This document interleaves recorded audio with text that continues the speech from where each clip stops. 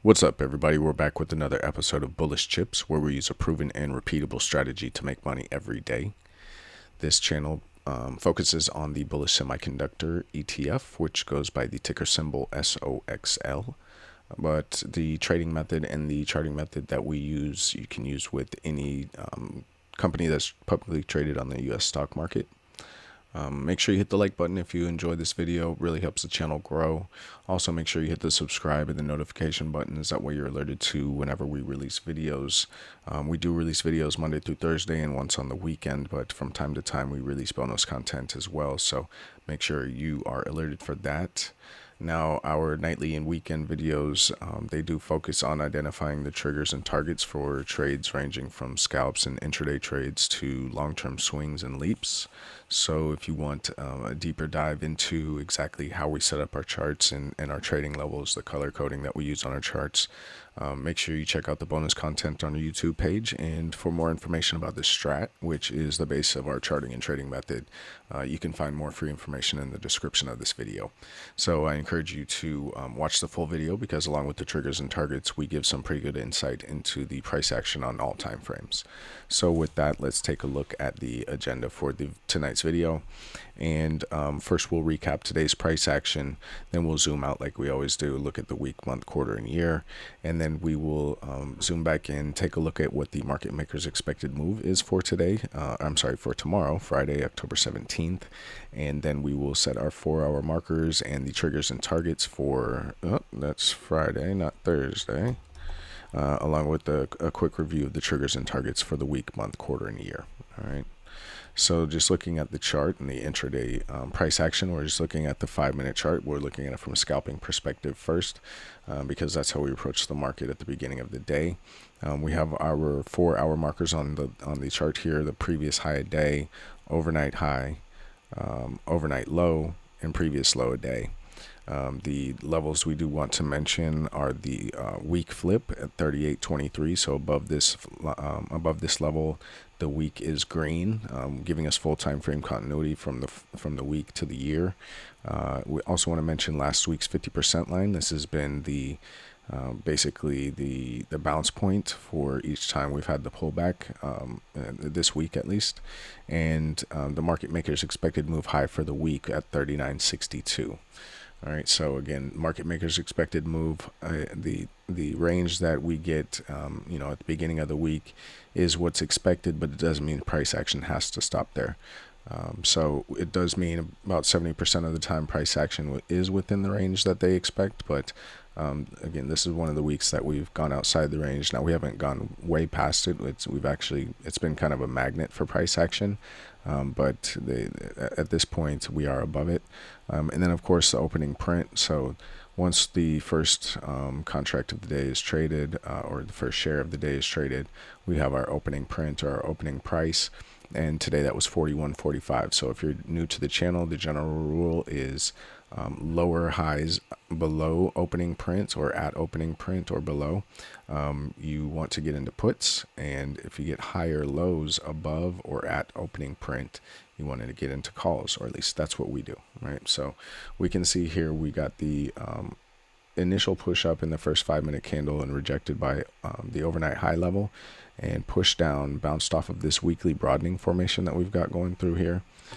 It did bounce back up to the overnight high, tried to push above, came back down, bounced off of opening print, and pushed back up, giving us kind of like a double top here, lower high double top at that. So we were at that point looking for price to push it back down below opening print, and here we got the lower high, where we entered as soon as we broke below that the low of this 2-up candle, and then entered. We got some lower highs and continued to take it down until we get the higher low, the higher low right here. Bounced off the market maker's expected move high, but more importantly the overnight low. That was our target. So we did unload actually all of our contracts at that point. They were just scalps, so we didn't leave any runners. We did think that overnight low and previous high a day, that level was going to be a big level of support, even though it was jammed up against this weekly broadening formation. We knew that there would be kind of a fight over this weekly broadening formation to see if we could get back above it, or if we were going to be pulled back below and reject off of it. So we did exit down here around overnight low, and we did get a push up to a decent level. But again, about the weekly broadening formation is kind of what was rejecting us here. We pushed back again below previous high of day, back into yesterday's price action. Now we did get another little double bottom here. I initially thought this was going to be kind of like a bear flag, and was looking to possibly enter more puts at that point, just to see at the end of the day we might see a further sell-off. But instead it pushed up, continued to push up, got a higher low here, and didn't enter anything there. Now looking at this from the 1 hour perspective, another reason why we didn't enter while it was still in the flag and we wanted to wait for it to actually break down is because we were looking at making a higher low here, and we did actually make a higher low. I was watching for it throughout the day, really. As soon as we got the first two down, just with the momentum that we had, you can kind of see, visually put a trend line there that we probably should have had a bounce there. And initially we did get that, but we didn't get the follow through. We got an inside candle, which actually was almost like a two down. It pushed down so much it closed towards the bottom of that candle, so then it had quite a bit more to fight through to get back to a two up, but eventually it did do that. So excuse me, that puts in a higher low on the 1 hour time frame. So from a 1 hour time frame, we got the higher high and the higher low. Now, do we continue to push up to make another high tomorrow? We'll see. Again, we got this weekly broadening formation here, and a couple other things that we need to look at when we look at tomorrow's chart. But for now, it is maintaining the 1 hour uptrend, and from the 4 hour perspective, it did set a two down in the second 4 hour. Looking like it was, well, not looking like it did trigger the 1 2 up 2 down, but again, we are in the 1 hour uptrend. So at that point it did kind of reverse. It didn't totally fail in the sense that the candle went green, but it did hammer up. So not so bearish as if it were to close towards the bottom of the day's price action, because that would have probably given us a lot more momentum to follow through with the 1 2 up combo 2 down tomorrow, looking for the magnitude of the low of the candle to the left of the 1. So we talked about yesterday that even if we do get the push up in the first hour, we could get a push back down to trigger the 1 2 up 2 down, and that's actually what happened. Not saying that we knew that's what was going to happen, but we knew that was a high probability chance that it could happen. So we did warn about that yesterday. So again, today the good thing is it did hammer up again. It's not green, but we are a little bit that much closer to being able to push for a 2 up and reverse this with the 2 down 2 up tomorrow. Again, not a lot of magnitude on that move, but it would get us back above this weekly broadening formation and closer to last week's high. You never know what kind of momentum we could catch tomorrow. Being a Friday, was people start piling into 0 days or something like that. You never know how high we could push. So we do have this hourly broadening formation that was formed, kind of meeting, crossing over where last week's high was, just above where price action would be tomorrow. So wouldn't be surprised to see, even if we do get a big push up tomorrow, price start to reject around 43.37. But we'll talk about that more when we get our triggers and targets. So I guess we'll look at the 1 day perspective as well real quick, and we can see again we knew that there was a possibility of yesterday being a lower high on the day perspective, but we did get the 2 up. Unfortunately, we did close red, so we closed below where we opened. So not so much bearish, not so much bullish, more of a neutral perspective here, just expecting we could go either way tomorrow. Just because of the single, if we're just looking at the candle structure itself of today's candle. So it does look like we are going to complete the bounce, going to the upside if we can push back up tomorrow. So not too much further to go, and then we look at last week's high once again that we talked about just a second ago, where that 1 hour broadening formation crosses over. Let's zoom out real quick and look at the week. Let's get a cleaner chart here. And we can see we're still inside week, but we are green, more of that hammerish candle structure. I was talking about yesterday how I'd like to get rid of some of that wick on the top side. We did manage to do that a little bit today. Not as much as I would like to, so I'd like to continue to push up. Oops, there we go. It would be nice if tomorrow we can finish just, no wick on top. That would be a lot more, make me lean a lot more to the bullish side than the bearish side. Even though we are pushed up against this weekly broadening formation, we could have the chance of the 2-1-2 up continuation next week, which will be a lot easier to trigger if we can finish at the highs of this week. So from the week perspective, a lot of room to put in a higher low if we do push to the downside. So again, we've talked about in previous videos how a pullback is not the worst thing in the world. We don't really have a daily or a weekly test of the breakout point here. Remember, we were in 11-week range right here from 24 to 28.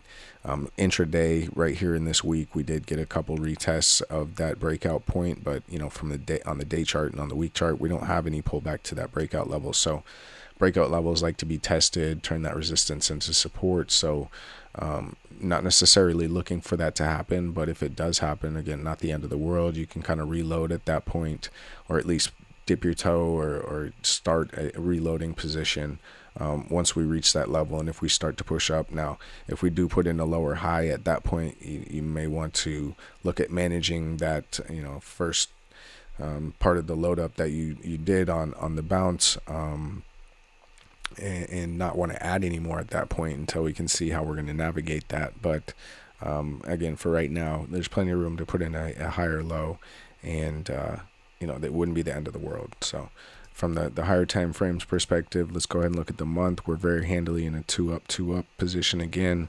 We're in force, meaning that today's close is above last month's high. It's very much above last month's high, so very much still in force from the month perspective. Looking pretty good. Now again, we do want to kind of get rid of this wick that we've got up top, but we're just now halfway through the month, so we've got a long ways to go. Could that long ways to go be to the downside? Possibly, but we've still got a lot of time to get rid of that wick and continue pushing and hopefully close at the month's high to give the easier chance of going 2-up the following month. On the quarter, we talked about how this is looking real good for us as long as we're above the 36.15 level right here. Then we know that the one combo 2 down, combo 2 up has triggered, and the ultimate magnitude for that move is the high of the candle to the left of the one. So up here at 70.08 is the ultimate magnitude, what we're shooting for, as long as price is above 36.15. So I want to continue to watch that. And again, the more we push up on the month, the more that this wick goes away too as well, because we're in that first month of the quarter. So the quarter is going to reflect the month's candle at that point, but we just want to remain above that 36.15 and continue pushing up. Now, testing this last year's 50% line, we do have that gap up here at 50, so maybe that can be a magnet to pull us up by the end of the year to these levels, and again put us in a real good position to go 2-up in the following quarter. From the year perspective, we've talked about how we've turned around the 1-2 up, 2 down. That was triggered, didn't quite reach the magnitude of that 621. We reached 723 in April.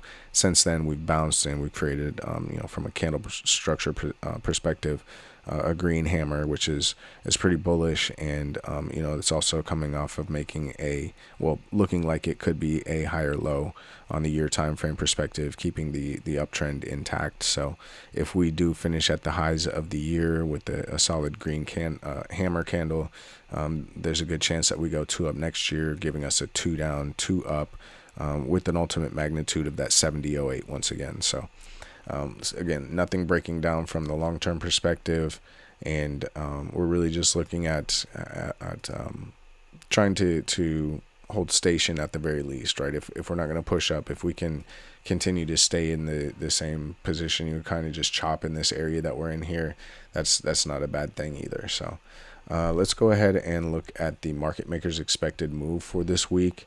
To do that, I am in Thinkorswim, and I am looking at the options chain for SOXL for this week's options chain, October 17th. And if we look over here to the right, we see in the parentheses the plus or minus 2.848. That's the market maker's expected move. So there is an expected move of plus or minus $2.85, we'll call it. So if we go to our notes, so these are the notes for Friday, October 17th. There will be 50 trading days left in the year at that point. Today's closing price was 40.57. So if we take that 40.57 and we add 285, we get 43.42. And if we take that 40.57 and subtract 285, we get 37.72. So we have a market maker's expected range for tomorrow's price action between 43.42 and 37.72. All right, so there's the market maker's expected move for the day tomorrow. Now, looking at the notes, we know our gaps above, our gaps below. Gap above is quite a ways away, so not really anything that we're looking to fill anytime soon. But at the same time, the gaps below are a decent ways away as well. So not really being sucked either way by some pulling effect of the gap, right? We're about equidistant from each one. So just looking at the let's go to the charts real quick, and let's just look here at the scalping chart first for tomorrow. Let's see, we have the expected market maker's expected move high up here at 43.42, which is just above last week's high.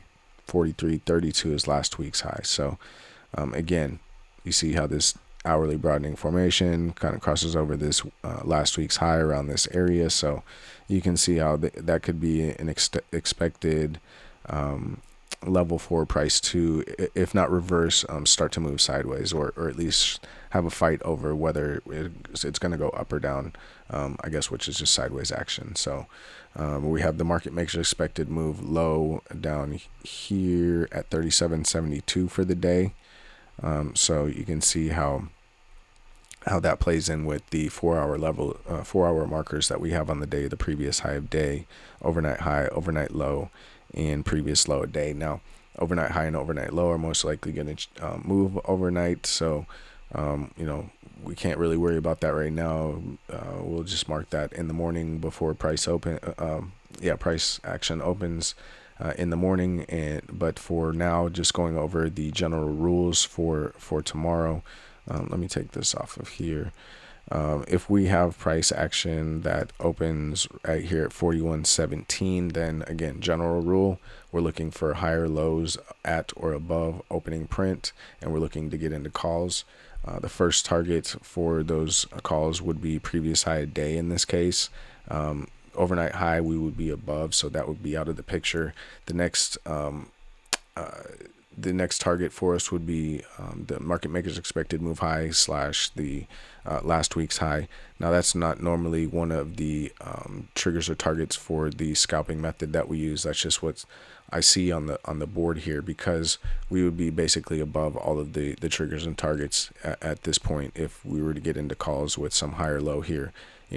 Even if we were to get into something right here at opening print 41.17, that gives us about 75 cents of movement here. Now, if you stack up on contracts and you're in the money, and you top bottom tick the bounce at the bottom, and you top tick the rejection at the top here, then that may be the play for you. But for most people, that's not going to be enough magnitude for them to really play with. So I'm just putting that out there. Now, the proven and repeatable strategy is, you look for a previous high a day or overnight high, and those are the targets. But again, since if we are above the overnight high at that point, then that's not going to be on the board. Now, if let's say we open up and overnight high is up here, then of course we get the higher low above.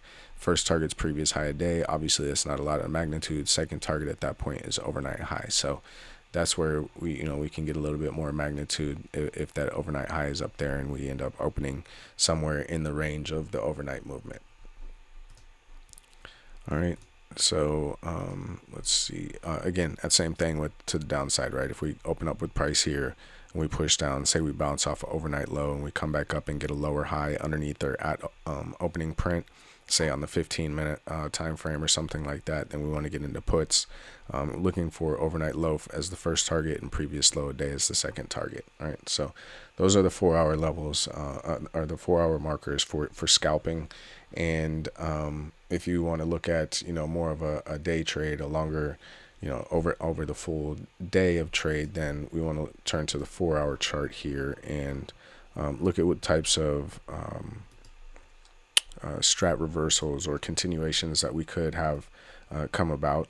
So again, to the downside, we did have the 2 down in the second hour of today, triggering the 1, 2 up, 2 down. So if we get price action to the downside tomorrow that breaks below the low of the second 4-hour candle of today, that re-triggers the 1, 2 up, 2 down in the form of a 1, 2 up combo 2 down, right? Two 2 down candles combining to make 1 2 down candle. And that ultimate magnitude is the low of the candle to the left of the 1, which is this 2 here, and that low is 37.71. So it would trigger here at 39.28 with a magnitude of 37.71. So a decent move there, especially if you can pick off a lower high at or below opening print within this candle here, and you can ride it all the way down excuse me, from within that 2 down candle to the ultimate magnitude. Now if we get the reversal back to the upside, if we get price action to the that goes above the high of the second 4-hour candle from today, that triggers the 2 down 2 up reversal, triggering at 41.13. Not a lot of magnitude on that move. The high of the candle, the high of the 2 up would be the magnitude. That's 41.93. So 41.13 to 41.93, about 80 cents of movement. But hopefully at that point for bulls, if that is what you get into calls, you get some momentum and you continue to push and you kind of finish out this sloppy 3 2 down combo 2 up, right? That magnitude would be here at 42.84. Right, so here's the 3, here's the 2 down, all of these candles combining to make the 2 up, again reaching ultimate magnitude here at 42.84. All right, from the day chart, again let's clean up the charts a little bit. If we're looking at it again, we had the 2 up, but it was a red 2 up, meaning we closed below the open and we're up against this weekly broadening formation. So if we do get that continued push to the downside and price action goes below today's low, then again that triggers at 39.28 and that triggers a 2 up 2 down with the magnitude of the low of this 2 being 37.71. Now if price does go below that, then you have the combo 2 up 2 down and you're targeting the magnitude, which would be 35.95, the low of this 2 here, right? And again that's kind of the top of the second breakout point that we had after we broke out of this 11-week range. So wouldn't be be beyond the reasonable doubt to think that could happen.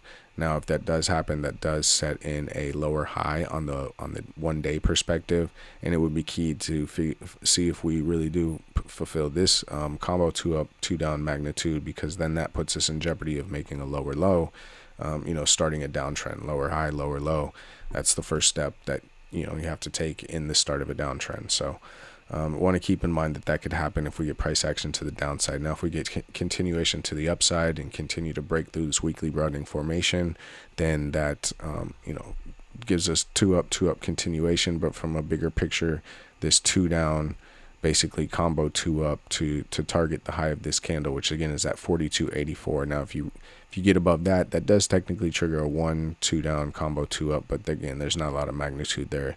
42.94, so 10 cents higher would be the magnitude of that move. So again, just looking to get somewhere around this market maker's expected move high if we do get price action to the upside. Again, there was that bull flag that was formed from the low in April to the high in July, and then the pullback in July.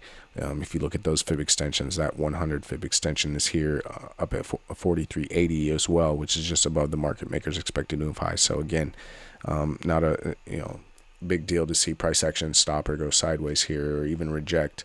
It would be kind of expected with the levels that we're at. So that's what we got from a scalp to a intraday to a day trade, overnight, maybe possibly 2-night swing trade. So let's just look at the notes and get the hard numbers, right? So the scalping perspective, don't really need to go over that. We just obey the rules of higher lows above opening print get calls, lower highs below opening print get puts. But from more of a day trade perspective, looking at the 4-hour chart, if we do get price action to the downside, we get that 1, 2 up, 2 down, triggering at 39.28. Intermediate targets, just because again we are in this 1-hour uptrend, and the 39.28 to 37.71 is a decent sized move. So just because we're in that uptrend, we want to have some intermediate targets on the way down in case we do bounce at some point. 38.23 and 37.72 are those intermediate targets, but the magnitude of that 1, 2 up, combo 2 down, it's a combo 2 down. The magnitude of that move is 37.71. Now to the upside, we would have a 2 down, 2 up that triggers at 41.13 with a magnitude of 41.93. Now if we go above that 41.93, that triggers that messy 3 2 down combo 2 up with a magnitude of 42.84. Right, so that's for more of a longer day trade perspective. Now, looking at a day trade to overnight swing perspective at the day chart, if we get price action to the downside, that's a 2 up, 2 down, triggering at 39.28 with the magnitude of 37.71. Now, I threw on some extended targets of 36.62 and 35.95. If price gets to really rolling and people really start to get to selling, you could see those levels on the way down.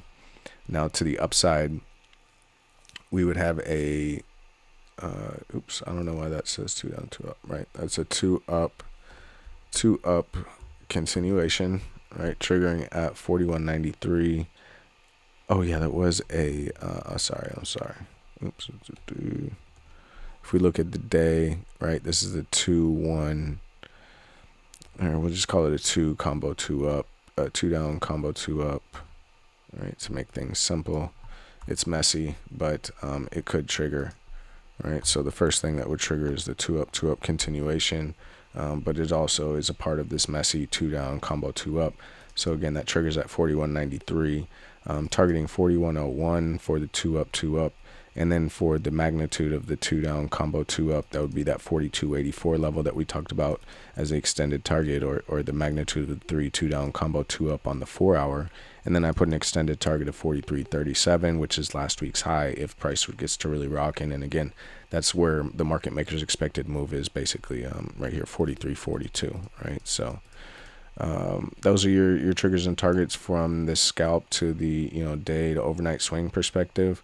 To keep from dragging the video out too much longer, we won't go back to the charts to look at the week, month, quarter, and year. We already looked at those charts earlier on in the video, so if you want to look at those again, go ahead and rewind. But looking at the week, again, we haven't triggered a 2 up or 2 down. We're still inside on the week, so if we do get price action to the downside and we get enough to the downside, it's a long ways to go, $6, but I mean, we saw that last Friday.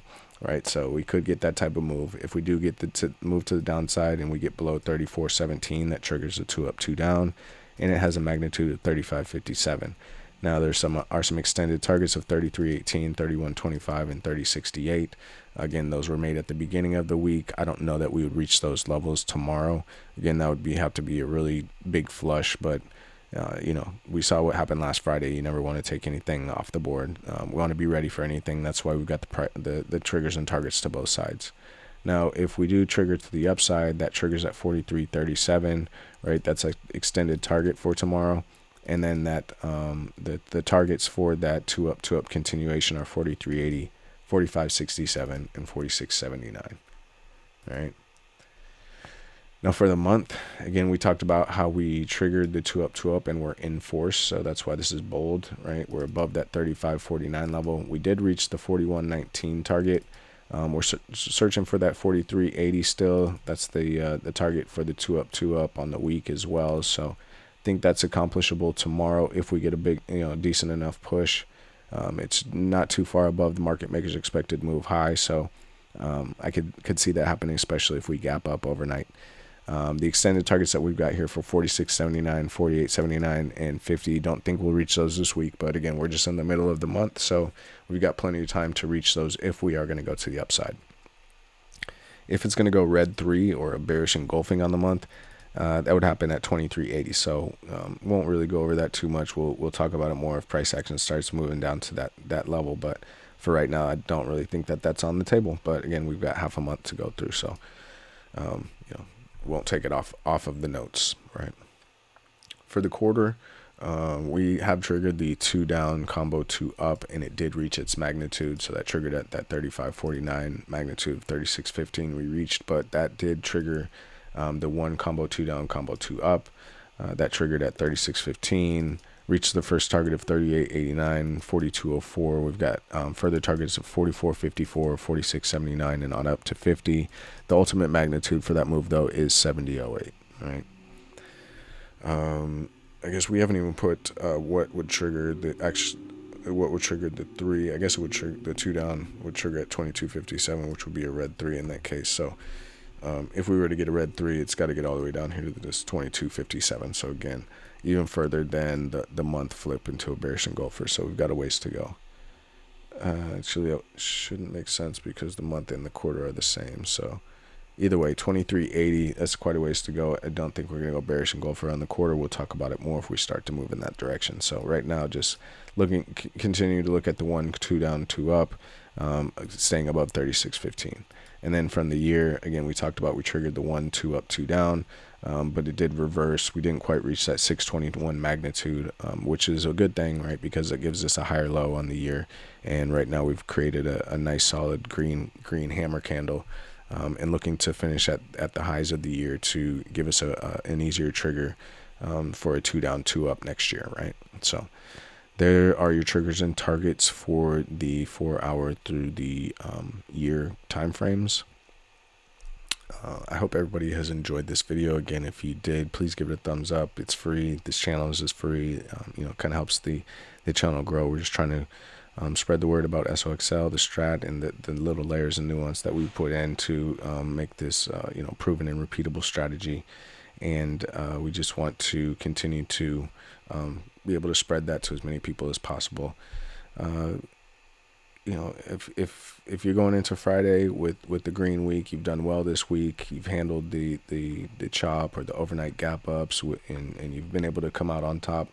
Maybe think about taking tomorrow a little bit lighter. I know it's tempting to play 0 DTE contracts and things of that nature. And if that's your, how you make money, I'm not going to tell you not to do that. But me personally, I'll be looking to take it kind of easy tomorrow, and I'll take setups that are good setups, but I'm not going to try and press anything or be on too small of a time frame to try and get something.